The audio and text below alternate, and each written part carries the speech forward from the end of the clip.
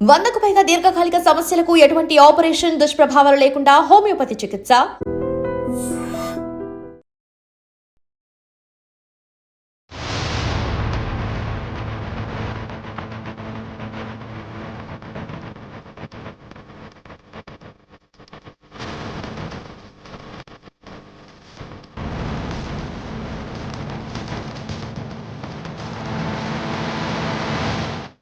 సాయంత్రం అపార్ట్మెంట్ లో నిన్న జరిగినటువంటి సంఘటన చాలా బాధాకర విషయం.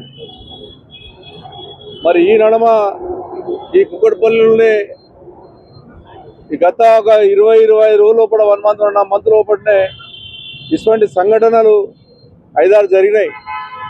మొన్ననే పక్కగా దీనికి ఆనుకొని 300 మీటర్ల దగ్గర ఉన్నటువంటి ఏసీపీ ఆఫీస్ పక్కకు ఉన్నటువంటి చిన్నపిల్లని కూడా ఏ రకంగా చంపేసేసారన్నటువంటిది మనం చూసాం. ఇలా సాయం లెగ్గులో ఒక అమ్మాయి ఇంట్లోకి వెళ్ళి కాళ్ళు కట్టేసి చంపి మళ్ళా స్నానాలు చేసి వాళ్ళు నిన్న 4-5 మధ్యలో వాళ్ళు రావడం 2 గంటలకు లిఫ్ట్ ఎక్కి 9th ఫ్లోర్ రావడం అనేటువంటిది వాళ్ళు చూపెట్టారు. ఇప్పుడు అంటే 2 నుంచి 5 మధ్య లోపలనే దోసుకోపోయింది కాకుండా వాళ్ళకి కాళ్ళు కట్టేసి నవీన్ అగ్రవాల్ అంట లేడీని చంపేసి ఘోరంగా చంపేసి మళ్ళా సేమ్ 5 గంటలకు మళ్ళీ పరారైపోయి జార్ఖండ్కి వెళ్ళిపోయినట్టుగా చెప్తా ఉన్నారు పోలీసు వాళ్ళు. నేను పోలీసు అధికారులు కూడా ముందు చెప్తా ఉన్నాను, లా అండ్ ఆర్డర్ తప్పింది. దొంగలు ఎక్కువైపోతా ఉన్నారు హైదరాబాద్ నగరంలో. ఆడపిల్లల్ని ఏ రకంగా చంపుతా ఉన్నారన్నటువంటి చూస్తూ ఉన్నాం. మీ భయం భక్తి లేకనే జరుగుతుంది. ఇదంతా కఠినమైన చర్య తీసుకోవాల్సిన అవసరం ఉంది. ఇటువంటి ఎవరైతే వచ్చి చంపినటువంటి వాళ్ళ మీద కఠిన నిర్ణయం తీసుకొని తగిన బుద్ధి చెప్పి ఏ రకంగా అయితే వాళ్ళు చంపేశారో ఆ గతి పడితే తప్ప భయం అనేటట్టు ఉండదు. అదేవిధంగా అపార్ట్మెంట్ సోదరులు కూడా చెప్తా ఉన్నాను, ఎవరైతే అపార్ట్మెంట్ల వర్కర్ అని తెచ్చినప్పుడు పూర్తి బాధ్యత ఓ కాంట్రాక్ట్ ద్వారా కానీ లేకపోతే గవర్నమెంట్ నుంచి కానీ పోలీసు వాళ్ళ దగ్గర నుంచి పర్మిషన్ ఉంటే తప్ప మీరు ఈ రకంగా పెడితే 10 రోజుల కింద వచ్చినటువంటి వ్యక్తి లోపల ఏమున్నాయని చూసుకొని 9 ఏళ్ల కింద వచ్చినటువంటి వ్యక్తితో పరిచయం అయ్యి జార్ఖండ్ నుంచి వచ్చేసి ఒక పొట్టన పెట్టుకొని భయంకరంగా దోసుకుపోతా ఉన్నారు. అది కూడా రాత్రి ఏదో 12 గంటలకు మబ్బున 4 గంటలకు జరగలే.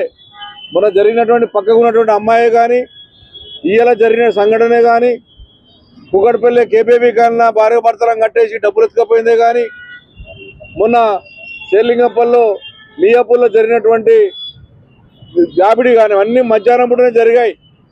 మధ్యాహ్నం జరుగుతున్నాయి అంటేనే పోలీసు వాళ్ళు ఆలోచన చేసుకోవాలి. మీ లా అండ్ ఆర్డర్ ఎట్లా ఉంది, మీ గవర్నమెంట్ ఆలోచన చేసుకోవాలి. రేవంత్ రెడ్డి ముఖ్యమంత్రి ఆలోచన చేసుకోవాలి. హైదరాబాద్ నగరం ప్రశాంతత ఉండాలి. ఇటువంటి జరిగితే ఫ్యూచర్లో హైదరాబాద్ భయపడుతుంది. హైదరాబాద్ రావాలన్నా భయపడతారు ఇతర రాష్ట్ర వాళ్ళు. హైదరాబాద్ బ్రాండ్ బ్రహ్మాండంగా పెంచాము మేము 10 ఏళ్లలో. తెలంగాణ రాష్ట్రం వచ్చిన తర్వాత మీరు వచ్చిన తర్వాత హైదరాబాద్ రంగం ఏ రకంగా జరుగుతుందో ఒకసారి ఆలోచన చేసుకోండి.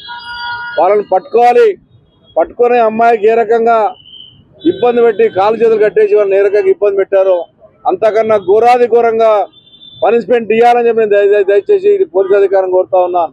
అయిపోయింది కదా, మొన్న అయిపోయింది ఇది అయిపోయింది అనుకోకుండా కఠిన నిర్ణయం తీసుకోమని చెప్పి హోమ్ మినిస్టర్ మీరే ఉన్నారు, ముఖ్యమంత్రి గారు.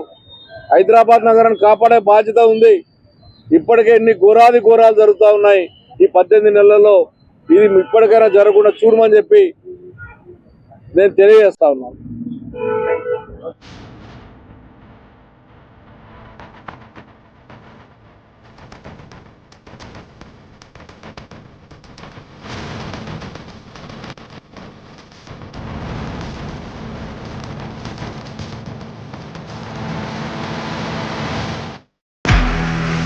నిజంగా ప్రస్తుతం ఉన్నటువంటి సమాజం దేనికి ప్రయారిటీ ఇస్తుంది? ఆర్థిక సంబంధాల చుట్టూ మాత్రమే తిరుగుతుంది. మళ్ళీ ఎన్నికలంగానే చాలా విరక్తి కలుగుతాను. మంచి అనిపిస్తుంది కదా, లేడీస్ కూడా ఛాలెంజింగ్ జాబ్స్ చేసినప్పుడు చాలా బాగుంటది. ట్రాఫిక్ అసిస్టెంట్స్ గా నియమించిన ట్రాన్స్జెండర్స్ అందరితో సాల్యూట్ చేయించుకుంటున్నారు. ఫుడ్ డెలివరీ ఇవ్వటానికి వెళ్ళినటువంటి డెలివరీ బాయ్ అనిల్ పై కళ్ళ ముందు పిల్లల్ని కొట్టి